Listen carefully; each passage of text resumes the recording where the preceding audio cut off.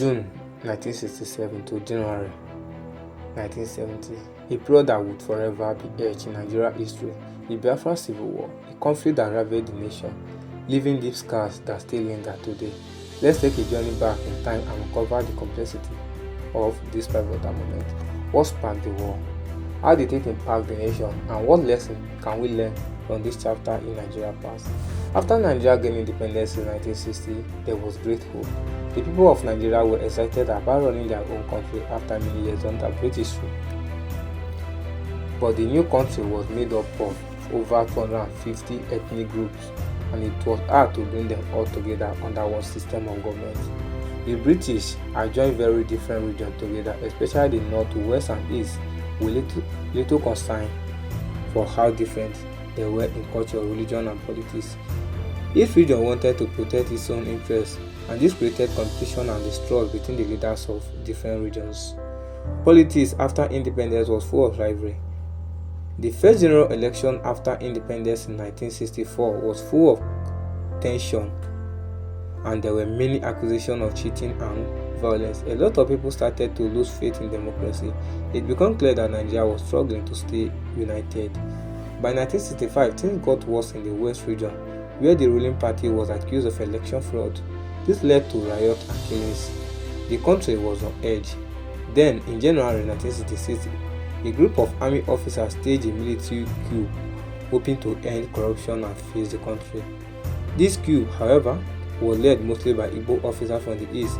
They killed many top leaders, especially from the north and west, including the prime minister and the premier of the north. The president, Nnamdi Azikiwe, also Igbo, happened to be away from the country during this coup. Though the coup was stopped, and Major General Agui Ironsi, an Igbo, became the head of state, many in the north believed the coup was planned by the Igbo to take over Nigeria.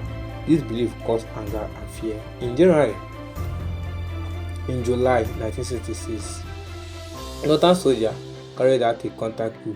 They killed Agui Ironsi and many Igbo soldiers. A young officer from the north, Yakubu Gowon, was chosen as the new leader. After this second coup, the army and the country became more divided along ethnic lines. Soon after, terrible violence broke out in north. Thousands of Igbo people who were living and working there were attacked and killed in mass killing. Women and children were not spared. These killings are remembered as the 1966 pogroms. Igbo who survived fled back to the east. Train stations and roads were filled with people carrying their few belongings trying to escape. The eastern region was now filled with refugees and grief. People were angry, scared, and bitter.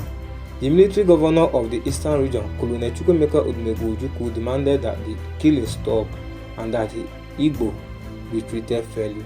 Talks were held between Ojukwu and Gowon in Ghana, known as the Aburi Accord, where both sides agreed to give more power to the regions. But when Gowon returned to Nigeria, he was advised by his military council not to follow the agreement fully. The eastern region saw this as a betrayal. Tension reached a boiling point. On May 30, 1967, Ojukwu declared the eastern region an independent country called the Republic of Biafra. He said Biafra had no choice but to break away to protect the life and dignity of his people. The Nigerian government refused to accept this and declared the declaration illegal. They saw it as a threat to the unity of the country. On July 6, 1967, the federal government set in soldiers. The civil war had begun. At first, Biafra fought well. Their soldiers were young and determined. They believed they were fighting for their survival. Biafra even invaded part of the Midwest region, hoping to march towards Lagos, but they were eventually pushed back. As the war continued, Nigeria gained more ground. Biafra was soon surrounded by Nigerian troops. The federal army cut off roads, ports, and airports, blocking food and medicine from entering Biafra. This led to a terrible famine. People began to starve, especially children. Their stomachs swelled from hunger and disease spread. Images of dying children reached the rest of the world and caused an outcry. Aid organizations tried to help.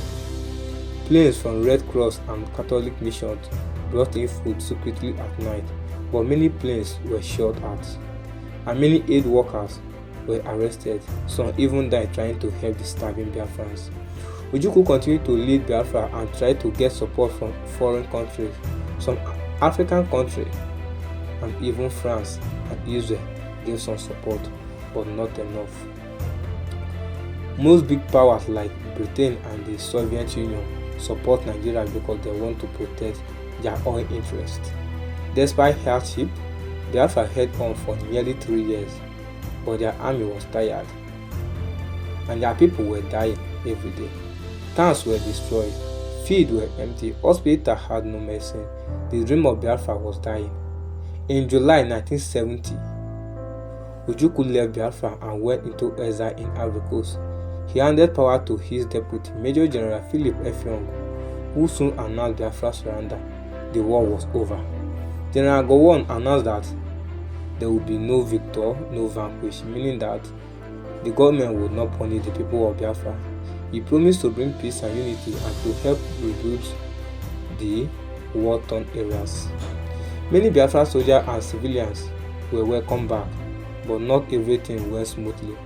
The government took over Biafra properties and many people struggled to restart their lives with very little help. The Nigerian government introduced a rehabilitation and reconstruction program, but it did not go far enough. Many Igbo people felt forgotten and poor. The wound of the war did not heal easily. The Biafra war left over 1 million of people dead, most from starvation. It destroyed cities and villages. It broke friendship and caused pain that still exists today, especially in the Southeast. To this day, some people in the Southeast still talk about Biafra. Some groups even call for another Biafra independence. The Nigerian government continued to reject such call, saying that unity must be protected. The war also taught Nigeria some hard lessons. It showed how ethnic hatred and injustice can tear a country apart. It reminded leaders to treat all citizens fairly and include everyone in national decisions. Today, the memory of Biafra lives on through books, music, film, and stories told by survivors. It remains a powerful symbol of both suffering and resistance.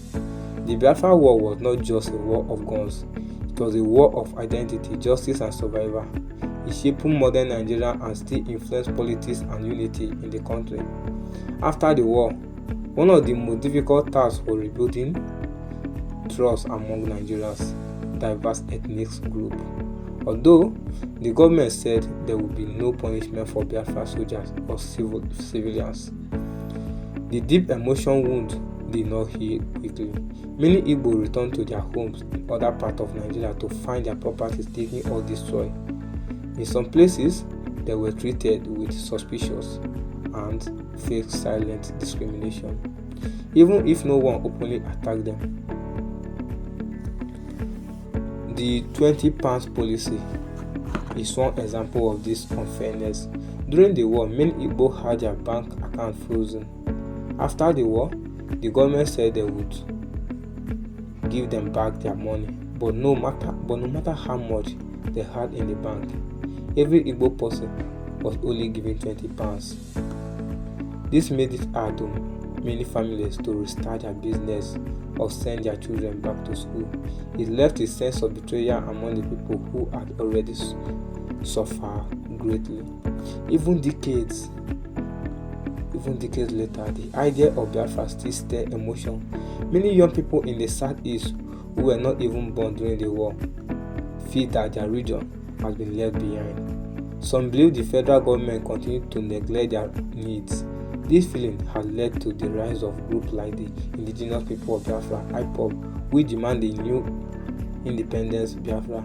These groups have clashed with security forces, causing tension and fear of another conflict. The Biafra War is not just a history, it's part of Nigeria's present. The lesson of the war showed the danger of injustice, tribalism, and poor leadership. It also shows how strong people can be, even in suffering. As Nigeria continues to grow and face new challenges, remember the Biafra story can help prevent future mistakes. True peace can only come when all citizens feel included, respected, and treated equally in the country they call home.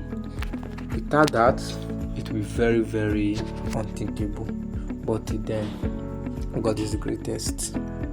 So this is the story. If you like this story, comment so we can continue with it. But for now, this is where it will end. I'm dropping my pen right away. Peace. Thank you all.